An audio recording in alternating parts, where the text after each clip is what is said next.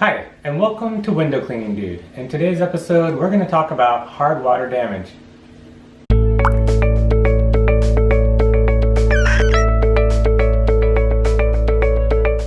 So hard water damage is a big deal, especially as a beginner window cleaner.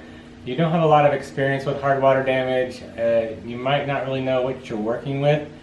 I know when I first started window cleaning, I didn't really know what hard water damage was. I simply knew that when I went to clean some windows, there was these white spots all over the glass that weren't coming off, and even when I went to use my scraper, sometimes that would get some of the deposit off the glass, but it wasn't getting it all off. And I quickly realized that this was hard water damage. I didn't know it was called hard water damage, but I knew it was some kind of calcium buildup on the glass and that it was being caused by the sprinklers.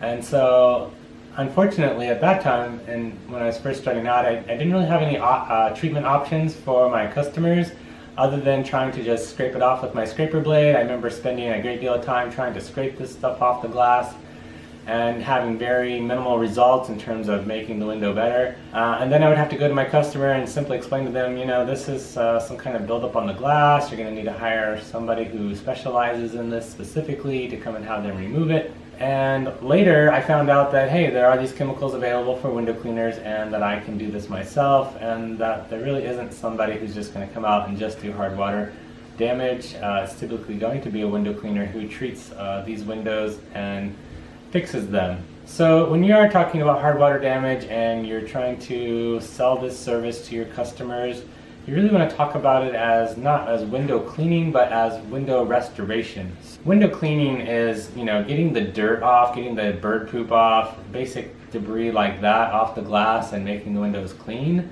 But with hard water damage, it's really window restoration, because the glass is damaged at this point, because there is a calcium buildup on the glass. You know, it's beyond just your typical window cleaning, and so you really need to talk to your customer about it being window restoration so that they understand that it's just not something that's a part of your window cleaning service. This is an additional cost and it can be quite expensive. There are a lot of risks involved with doing window restoration or removing hard water damage from the glass.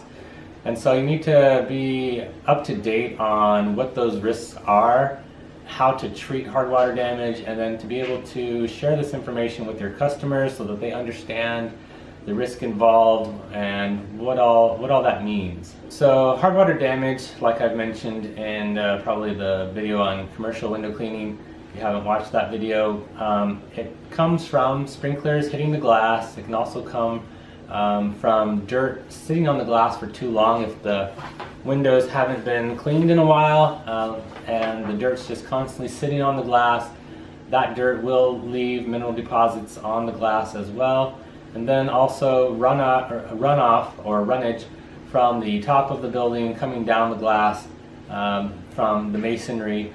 That can also create hard water damage to the glass, leaving mineral deposits or calcification on the glass. So there's 3 different ways that can happen. So it doesn't have to just be their sprinkler system hitting the glass with hard water hitting the glass.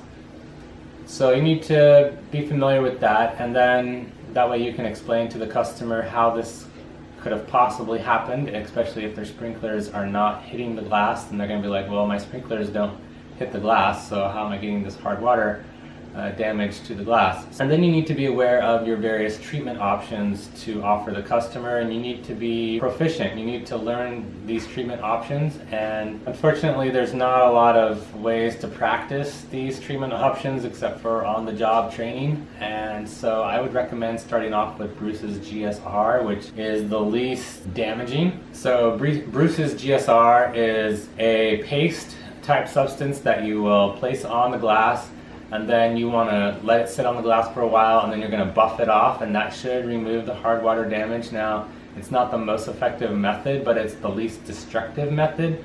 And so you could hand buff it off, or my recommendation is to actually use a drill with a buffer head, and that way you're not, wearing out your arm trying to buff all this hard water damage out.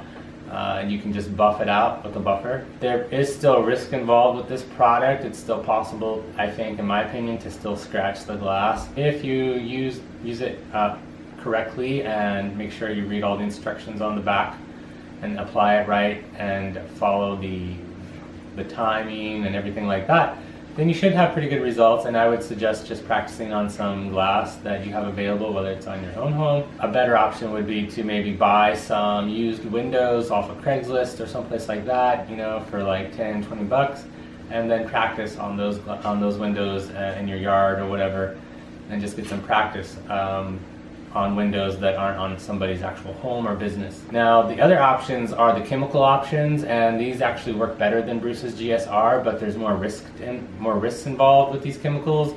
Not only are they cancerous and can give you health problems, they can also kill the plants, kill any pets. Assuming that you're using all the proper gear, like having the right type of gloves for these type of chemicals, and then having a mask and so forth. Assuming that you're covered and you're good, you still have the risk of frying the glass. And what that means is when you put these chemicals on the glass, if you're not following the instructions properly, then you could end up etching the glass. So the acid would etch the glass, and then at that point you're not going to be able to fix it, and then the only other option would probably to have someone actually come and buff that out, which is going to be pretty expensive. So got to be careful with these chemicals, and as you will read on the back of these chemicals, you really do need to kind of test the little corner of the window to make sure it's not going to be a problem. So you always need to test every single pane. And that has something to do with the process of the glass being formed in the factory, kind of like fabrication debris. You got to test every pane, and so as you test each pane down in the corner, you'll be able to see if it's going to etch the glass or not. You're probably going to test it with like a Q-tip, because you want just a very small test spot. You don't want to mess up a big area, or even like a quarter size. You don't want to be messing up a big size like that in the corner of the glass.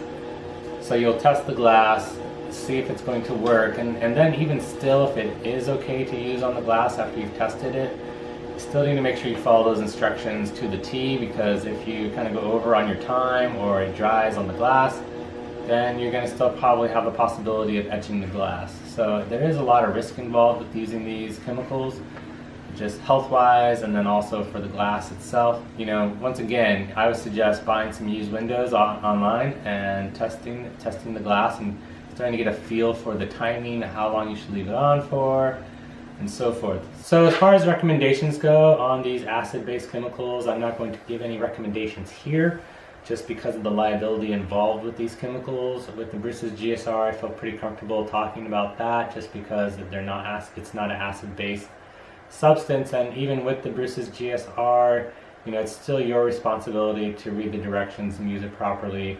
I'm not going to take any responsibility for you using Bruce's GSR and then messing up someone's windows. So all these hard water treatments do carry with it a large liability, which is why you're going to also charge a lot more money for using it.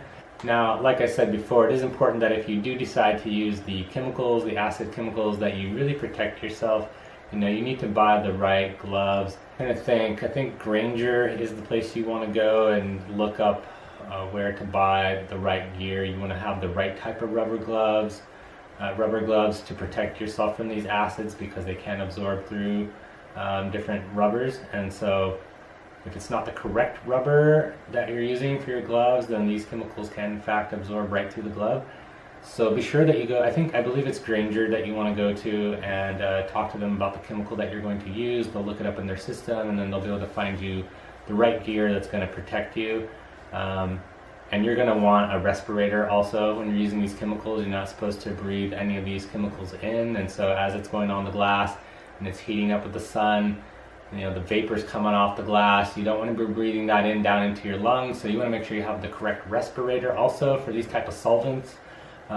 Really protect your health, because it's not worth making a little extra money and then 10 years down the road you have cancer that you can't get rid of and you're going to die from that. That's never a good thing. So always make sure when you're dealing with these that you're protecting yourself.